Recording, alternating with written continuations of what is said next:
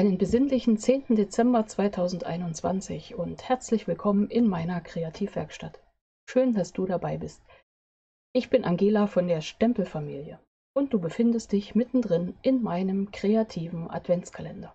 Jeden Abend im Advent zeige ich dir eine sternige Bastelidee, die du fast immer schnell nachbasteln kannst. Und anschließend gibt es die Sterne des Tages aus unserem Sternenpost-Adventskalender. Ja, für die Bastelidee öffne ich immer hier so meinen Adventskalender, und zwar ist das immer eine der 24 Boxen aus meinem Adventskalender-Boxen, Anleitungen. Heute gibt es diese einfache, simple Dreiecksbox. Anleitung verlinke ich dir gerne, aber das ergibt sich hier wirklich beim Angucken schon. Ja, schauen wir mal, was drin ist. Hat schon gut gewackelt. So, gucken wir mal raus. Sind sie natürlich alle falsch rum rausgeflogen. Hier sind lauter silberne Sterne drin und die passen natürlich heute super zu unserem kreativen Projekt. Und zwar hatte ich letzten Monat schon mal verschiedene Weihnachtskarten gezeigt und eine, auf die wartest du vielleicht schon oder auch nicht. Ich zeige sie dir nochmal, und zwar ist das diese Akkordeonkarte. Ich mache die mal auf und die ist jetzt heute einfach fällig. Heute ist sie dran. So sieht sie außen aus. Und dann kann man hier hinten ziehen und dann kommt hier dieser Text so zum Vorschein. Alles Gute zum Fest. Einfach gestaltet, aber doch durch den Mechanismus ziemlich raffiniert. Ja, und das wollen wir heute zusammen basteln. Was brauchen wir? Wir brauchen Farbkarton, Designerpapier und ich mache mal wieder einen auf sparsam. Ich nehme wieder die Klebebögen, um mir Arbeitsschritte vor der Kamera zu erleichtern. Vielleicht findest du das auch gut. Die kann man bei Stampin' Up bestellen. Verlinke ich gerne unter dem Video. Ich zeige mal noch ganz kurz die Pike Burkhardt. Das ist diese hier. Schau mal. Kommt das Kaffeeschwein raus. Und den ganzen Tag sitzen und immer auf und zu machen. Ja, die fehlt auch noch in der Anleitung. Mal schauen, ob wir da eine sternige Variante in den nächsten Tagen auch hinbekommen. Okay, ich habe schon mal ein bisschen vorbereitet. Farbkarton zugeschnitten. Die Buchstaben ausgestanzt für den Text mit den Buchstaben- und Zahlenstandsformen. Die kleinen Quadrate, Sterne haben wir ja eben aus der Kiste geholt. Es wird trotzdem eine Weile dauern, also mach's dir schon mal bequem. Ich habe mir Tee gekocht. So, dann braucht man also zuallererst ein Stück Farbkarton in 12,5 mal 29 cm. Unsere fertige Karte wird am Ende 12,5 mal 9,5 cm messen. Also so die geschlossenen Außenmaße. Dann brauchen wir 4 Auflagen, zumindest habe ich das so gemacht, 4 Mattungen. Bei der Karte hatte ich in Chili genommen, jetzt nehme ich Blutrot, kann man ja dann mal den Unterschied angucken. Die sind in den Maßen 9 mal 12 cm. Und Designerpapier habe ich mir zugeschnitten, 2 Stück Designerpapier und 2 mal Farbkarton. Einmal für hinten drauf, dachte ich, kann einfach weiß sein, und auch drin möchte ich ja vielleicht einen Text reinschreiben. Ja, die sind also nochmal 5 mm kleiner und dann sind das 11,5 mal 8,5 cm. Das wird mein Titelbild und das kommt innen auf die linke Seite. Dann habe ich mir zugeschnitten. Und zwar habe ich es mir wieder einfach gemacht, erzähle ich kurz. Quadrate brauche ich ja in 4 mal 4 cm und für meinen Text in der Größe, machen wir nochmal auf, dann sehen wir das gleich, brauche ich 15 Stück, also 3 Reihen, jeweils 5 Felder. Sind ja 15, man könnte das anpassen, wie man haben möchte, aber ich fand das so richtig. Ich habe mir 2 Streifen zugeschnitten, und zwar in 4 mal, ja 4 mal 4, ne? 26 cm, 24, 28 cm. Ja, ist bei mir, dass ich aufschreibe, ist sofort weg. Und habe erstmal doppelseitiges Abreißklebeband mir so aneinander komplett eine Reihe rüber geklebt und dann habe ich kleine Elemente geschnitten. Ja, und das habe ich mehrfach gemacht, bis ich auf meine 15 Teile kam. Ich habe mir das alles ausgerechnet, ist alles wieder futsch, macht aber nichts. Die Buchstaben habe ich mit den Klebebögen beklebt, also vorher das Papier praktisch hier hinten drauf Klebebögen gezogen und dann die Buchstaben ausgestanzt, dann geht das nachher schneller mit dem Auflegen. Und genauso mache ich das jetzt mit dem Designerpapier und zeige dir nochmal, wie das geht. Und zwar habe ich mir das Designerpapier zugeschnitten in 10,5 mal 17,5 cm. Dann kann ich daraus 15 Felder rausschneiden, die alle die Maße 3,5 mal 3,5 cm haben. Genauso groß habe ich mir jetzt meinen Klebebogen zugeschnitten und den setze ich hier mal hinten drauf.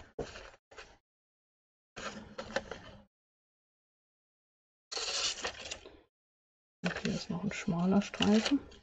Genau, erste Variante schon super, das klebt perfekt. Und jetzt nehme ich mein Falzbein und rakel das. Also durch das Streichen möchte ich erreichen, dass der Klebstoff, die Klebeelemente von der Schutzfolie auf das Designerpapier kommen. Und dann habe ich ja gesagt 3,5 cm, nehme ich meine Schneidemaschine. Bewegung ist immer gut für die Bommel. Also schneide ich das jetzt hier mal schön sauber in 3 Streifen von 3,5.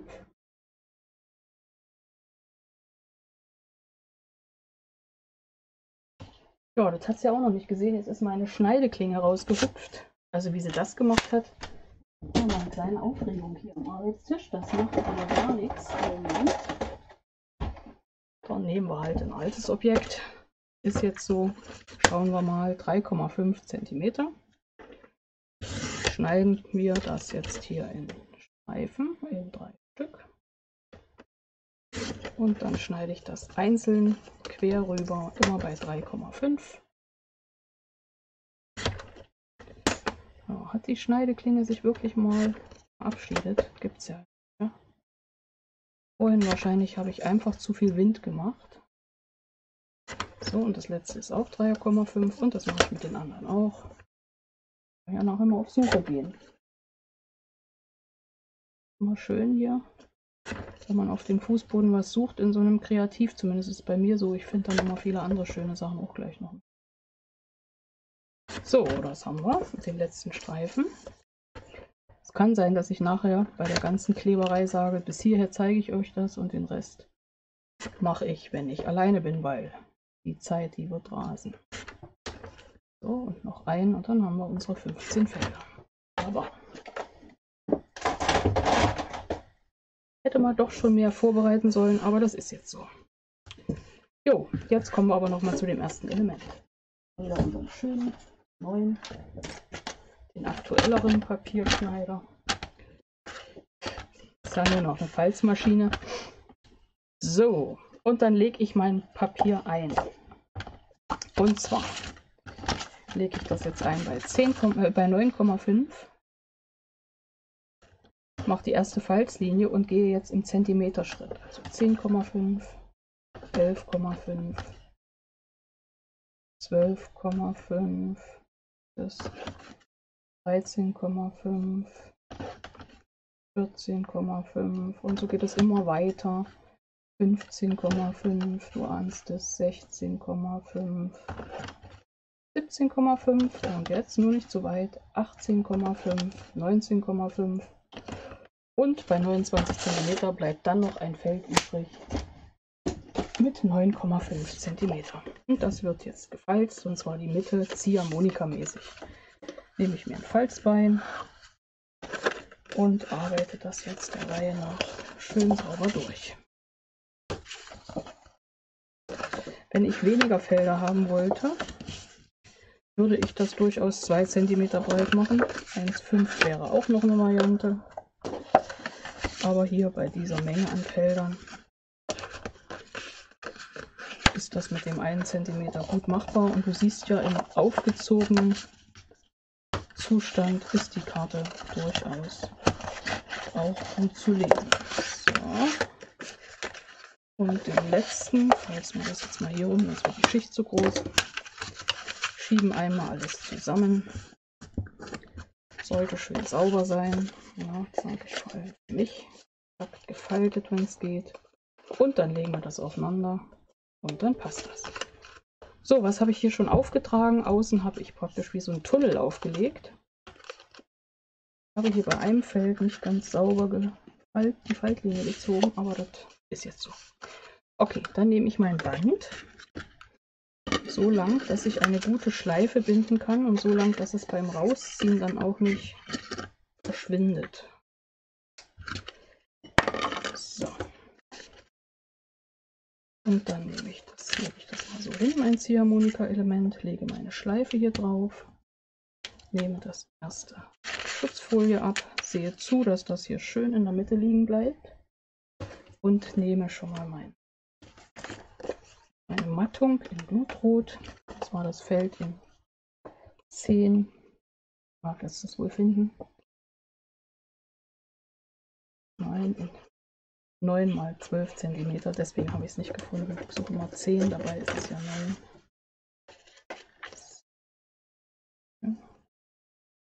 Das ab, habe das gleich mal Spar geklebt. Schaue, dass ich hier mit Mattung schön mein Feld aufsetze und nichts fest. Und das machen wir hinten genauso. Gerade hinlegen, dann dürfte da nichts schief gehen. Wichtig ist einfach, deswegen haben wir uns den Tunnel geklebt, dass das Band nicht fixiert wird.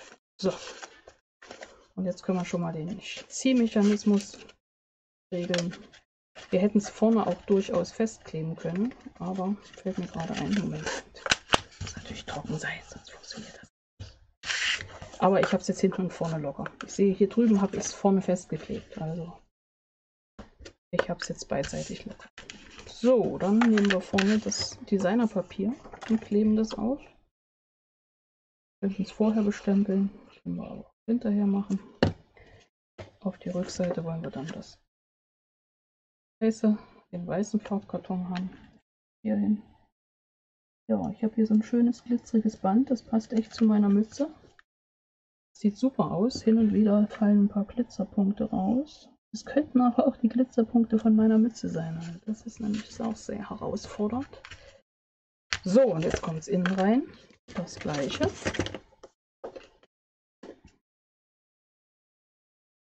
Und dann geht es gleich an diese dramatische Fleißarbeit, die da vor uns liegt.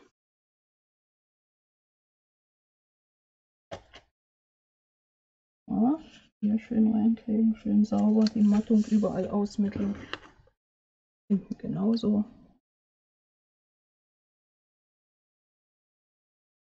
Und dann kommt Designerpapier oben drauf.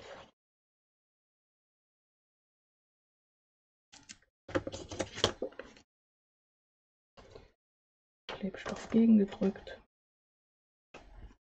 Richtig rum ist immer schön. Prüfe ich neuerdings immer. Da ging letztens mal wieder was schief. Super aus. Und das Weiße hier hinten drauf. Je nachdem, wie du das weißt, ob du das lässt oder ob du da nochmal was nachstempelst, kannst du es natürlich auch später einkleben. So, jetzt machen wir das relativ identisch wie hier. Und zwar nehmen wir diese kleinen Elemente und setzen sie hier an die Falten. Ich möchte die oben nach rechts gucken lassen. Ja. Also würde ich anfangen, ich fange von der Seite an, setze oben, Moment, ich hätte mir das ja ausgerechnet, 1 mm tiefer, das erste drauf und so geht das weiter. Das zweite als nächstes und damit das schön gerade bleibt, lege ich immer beim Auflegen das so nach drüben und überlege gerade, ich kann eigentlich schon die Schutzfolie hier abziehen und gleicherweise mein Farbkarton, mein Designerpapier aufkleben. So, und du siehst schon, das ist der Moment, wo ich mir überlegt habe, wenn das nicht so schnell funktioniert, wie ich möchte, dann mache ich das später. Funktioniert nicht so schnell, wie ich möchte, wie du siehst. Und diese Klebefolie ist gerade mal wieder dabei, den Vorführeffekt zu spielen. Aber jetzt zerbeiße ich es meine. So, ich überlege mir bei der Holzmaserung, dass ich alles in eine Richtung klebe. Mattung ringsrum und alles in eine Richtung. Es war nicht so, dass es nicht schnell ginge. Ich wollte nur mal kurz den Auftritt haben. Genau. So. Und du siehst, so wird das jetzt der Reihe nach da reingeklebt. Nächstes Element, schön in den Knick rein, aber eben nicht drüber und schön gerade, dass es das andere genau trifft. Das nächste von Papierauflagen. Ja, der Deckel, der wird dann nachher zusammen mit der Schneideklinge wieder gesucht. So. Ja, so geht es weiter. Und dann bin ich so, dass ich die untere Reihe als nächstes arbeite, damit die Mitte dann auch wirklich mittig ankommt. Das ist übrigens nicht mehr. Also mehr ist für diese tolle Karte ist nicht mehr zu beachten als das, was wir hier gerade tun. Wenn das mit der Folie schlecht geht, neuester Trick, wir reißen minimal ein. Oder wir nehmen doch Klebstoff. Das war ja nun mal wieder ein Test, wo ich dachte, ich erleichtere mir das jetzt hier. Ein bisschen habe ich mir das auch erleichtert, weil ich habe nicht so klebrige Hände wie sonst. Weil die Folie ja nun nicht so klebt an den Fingern. Aber ansonsten sieht es schon ein bisschen anstrengend aus, oder? Ja, sieht ein bisschen anstrengend.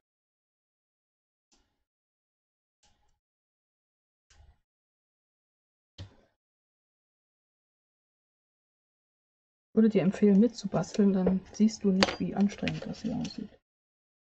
So, das haben wir schon mal soweit. Nummer 1. Und jetzt gehen wir auf die andere Seite, nämlich hier unten hin und machen das gleiche. Also oben und unten laufen parallel zueinander. Genau mit dem Millimeter. Und da gucken wir gleich mal, ob die Mitte noch passt. Aber sowas von. Genau. Also, ich mache das jetzt hier einfach weiter und du siehst, dass ich den Fleiß dann später gucken lasse, wenn ich alleine bin. Weil sonst wird das Video jetzt so lang und wir wollen ja auch irgendwann mal Abendbrot essen, ins Bett kommen, chillen, ausruhen, was auch immer. Oder alles der Reihe nach. Jeder. Und die Sterne des Tages soll es ja auch noch geben. Ja, du siehst, das ist eine leichte Sache. So, und jetzt, was zeige ich dir noch? Geht das andere genau in die andere Richtung. Wo haben wir das? Und jetzt fange ich hier drüben an mit dem zweiten Feld. Jetzt sträubt sich die Schutzfolie auch schon. Und das lege ich jetzt einmal glatt und schaue, dass ich genau oben und unten einen kleinen Millimeter habe. Und natürlich nicht auf die Kante, damit es am Ende gut knickt. Da tut es. So, hier packen wir jetzt schon mal das nächste Element rein.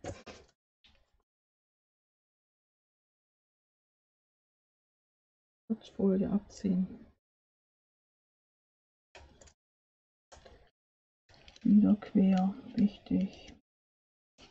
Kannst du natürlich auch alle vorher ankleben, wie du magst. Vorher alle fertig kleben oder du sparst dir diese eine Schicht mit der Mattung, also mit dem Designerpapier und lässt es einfach nur einfarbig anthrazitgrau wie in diesem Fall hier. So, genau.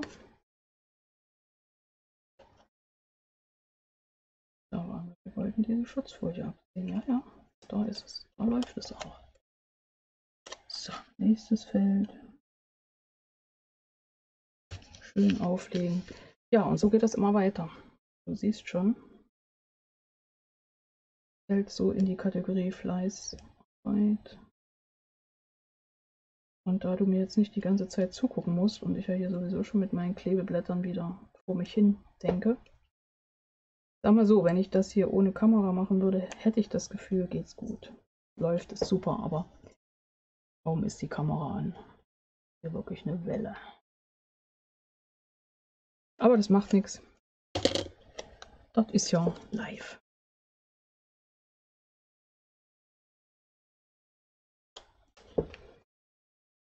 Ja, mal sehen, ob sie jetzt das System... Jetzt hat sie das System zerhauen. Das ist auch schön. Deswegen machen wir jetzt auf die Rückseite. Nehmen wir jetzt einfach die andere Richtung nochmal. Da das mittendrin ist, wird das wahrscheinlich auch kein Mensch sehen. Sei denn, ich verrate es jemandem. So, nächstes Feld. Und jetzt gehen wir mal an die Buchstaben. Du siehst ja, wie das weitergehen sollte. Bei uns rast hier die Zeit weg. Ich sage den. So, das A geht los. Das A geht schon mal da oben auf die rechte Seite. Und ich setze das jetzt alles relativ weit rechts hin, weil es ist zwar alles gut zu sehen, aber eben erst, wenn man es ganz aufmacht. Und je weiter ich das nach außen setze, umso besser und schneller den Text. So, hier geht es nun wieder super ab. merke, ein Plan ist, um das richtig gut auf die Folie zu kriegen, also dass die Klebefläche sich gut abziehen lässt, ist einmal durch die Stanzmaschine zu leiern. Gute Idee, weil hier bei den Buchstaben geht es super ab, also bis eben. Hier geht perfekt ab. So, wenn das einmal durch die Maschine gedrückt ist, dann könnte es sein, dass einfach die Klebepunkte sich eben noch besser übertragen haben. Besser, als wenn ich das eben mal schnell nur rakel. Ja, geht wirklich perfekt. Also das Problem haben wir auch gelöst. Lieben es ja, wenn wir hier Probleme lösen. Beim kreative Problemlösungen. Kreative Probleme werden kreativ gelöst. Genau. So, alles Gute. Das Zum habe ich vorhin natürlich durchgedreht. Ich habe die Buchstaben da, aber die müsste ich ja hier groß hinschreiben. Da habe ich in einem anderen Stempelset einfach ein Zum gefunden und dahin gestempelt. Oder man kennt das ja schon, man könnte praktisch auch mit den Händen schreiben, mit den Fingern und mit dem Stift. Wenn man mal keinen Stempel hat, gute Nachricht, man kann die Texte auch einfach so schreiben. So, das sieht da oben eigentlich ganz gut aus und da setze ich den hin. Ja, du kannst dir das vorstellen, wie das jetzt hier weitergeht. Jetzt wird ein bisschen dekoriert. Hier vorne drauf hatte ich so einen schönen Spruch gefunden, trage den Zauber von Weihnachten immer in deinem Herzen. Und den werde ich jetzt da mal noch hinstempeln. Ja. Um den Stempel gerade drauf zu kriegen, legen wir ihn auf die Unterlage und drücken den Block hinten. Ich nehme mal Blutrot und Stempel. Schau mal. Das hat funktioniert. Das ist doch schon mal schön. Jetzt liegt noch was unten. Nachher können wir wirklich lange aufräumen. Wenn wir es noch wissen. Ja? Vielleicht habe ich im nächsten Video wieder das Problem mit dem Papierschneider. So, also, jetzt wird hier weiter dekoriert. Du siehst das schon. Mache ich aber später. Vielleicht nehme ich noch hier so einen Stern. Das Schöne ist, dass die Elemente meistens fast alle rausgehen, wenn ich die Schutzfolie abziehe. Den setze ich mal noch hier unten ein bisschen schräg hin. Warum nicht? Ja, und so wird die Karte fertig gestaltet. Dann draußen noch könnte wahrscheinlich noch so ein kleiner Stern sitzen. Aber ich glaube, das mache ich auch später. Oder auch ein ganz großer. Das ist natürlich auch schicki. Werde ich später fertig gestalten. Vielleicht zeige ich das morgen nochmal. Aber du wolltest ja sehen, wie geht das mit dem Mechanismus. Mit dieser Ziehharmonika-Karte. Und jetzt wird sie einfach wieder zugezogen. Und dann wird vorne eine Schleife gebunden. Genauso wie hier. Da ist noch ein bisschen viel Druck drauf. Zubinden.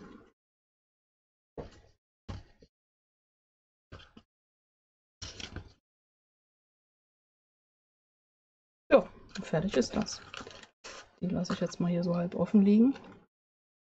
Die mache ich dann nachher fertig. Ja, meine kreative Idee von heute. Jetzt kommt ein Schluck Tee. Und ein bisschen Platz machen. Deckel holen wir nachher. Schneideklinge suchen wir nachher. Und jetzt holen wir die Sterne. Außerdem holen wir den Afrika-Kalender.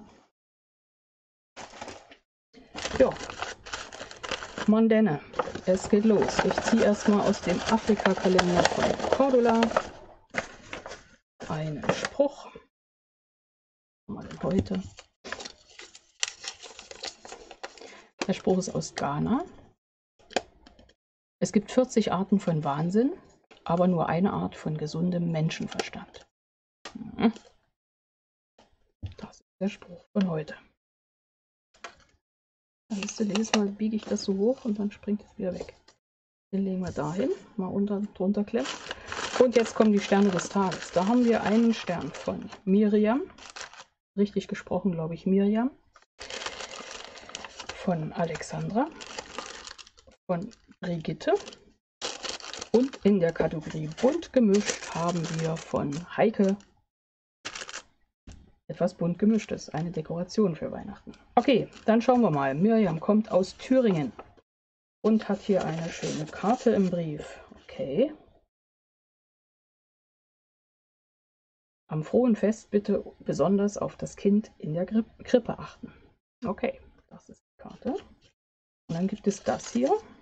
Ja, man weiß, es könnte ein Stern sein. Ich lege das mal hin und lese mal noch weiter den Text, da ist ein Brief drin. Hallo, liebe Sternenempfängerin. Dieser vierstrahlige Stern kann schwimmen. Setzt du ihn in eine Schale mit Wasser und gibst 4 Schwimmkerzen dazu, erhältst du einen kleinen Adventskranz. Viel Freude damit und eine gesegnete Adventszeit wünscht dir Mirjam aus Thüringen. Hey, coole Idee, sag ich mal. Ich zeige das mal. Und wenn ihr das sehen wollt, wie das fertig aussieht, dann schreibt mir das doch mal. Dann würde ich am Adventssonntag, am Adventssonntag mal schauen, dass das hier auf dem Arbeitstisch mit ein bisschen, ohne zu kleckern, mit Wasser und Schüssel und so, könnten wir dann mal machen. Also diese tolle Sternidee von Mirjam aus Thüringen. Dann haben wir hier von Alexandra aus Witten einen Sternenbrief und da drin, ganz andere Variante. Moment. Dieser schöne Strohstern. Hatten wir dies Jahr noch gar nicht. Ein feiner Strohstern, schön gebunden. Ja, schicki. Dank, Alexandra ist auch zum ersten Mal dabei, genauso wie Mirjam. Und auch Brigitte ist zum ersten Mal dabei. Brigitte kommt aus Zwickau in Sachsen und da gab es verschiedene Sterne und es waren ein paar mehr, deswegen zeige ich euch. Mal sehen, ob ich verschiedene habe. Ne, es sind aber alle, ne, sind hier, die ich hier habe, sind alle gleich, aber das waren die, die noch im Brief drin waren. Genau, das sind so bunte, kleine, glitzerige, gefaltete und dekorierte Sterne von der Brigitte. Wunderbar, schön, dass jedes Jahr neue Leute dabei sind auch und wir so auch nochmal ganz neue Ideen bekommen. Manchmal sind es auch andere Ideen oder alte Ideen, aber es sieht ganz anders aus.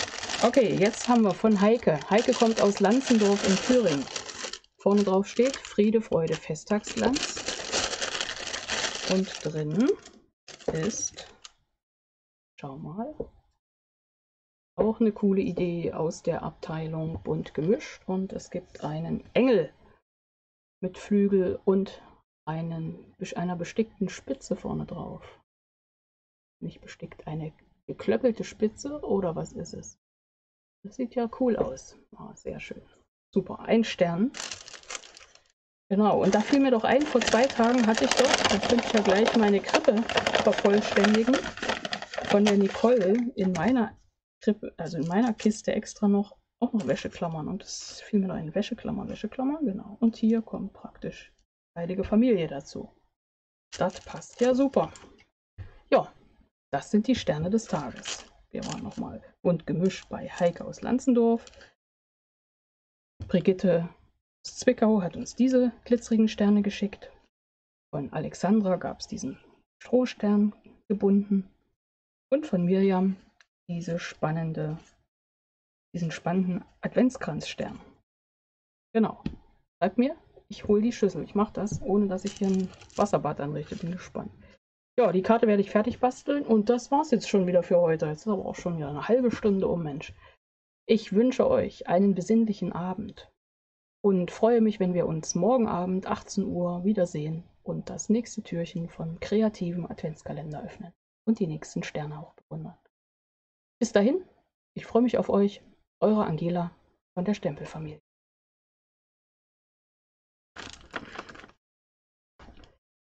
Kreativität verbindet. Glaubst du nicht? Was haben Petra aus Kreuztal, Brigitte aus Österreich oder Irmtraut aus Neumünster gemeinsam? Eigentlich nichts und doch so viel. Sie und viele andere waren in diesem Jahr wieder dabei und haben Sterne und Adventsdeko gebastelt. Jeder 25 Mal den gleichen Stern. Seit 2015 lade ich schon dazu ein, gemeinsam mit mir kreativ zu werden und mir selbst gebastelte Sterne zu schicken. Geklebt, geprägt, gestanzt, geklöppelt, aus Papier, Filz, Wolle, Draht, egal wie. Jeden Stern einzeln verpackt in einem Umschlag. Dieses Jahr gab es wieder über 80 Teilnehmerinnen. Entstanden sind 96 Sternenpost-Adventskalender. Hier werden dann alle Sterne neu sortiert, umgepackt und an die fleißigen Sternenbastlerinnen zurückgesendet. So entsteht kreative Adventsfreude, Glück und Zufriedenheit bei allen Teilnehmerinnen, im besten Fall. Also stimmt es. Kreativität verbindet, auch in diesem Jahr. Euch allen eine besinnliche, kreative Adventszeit.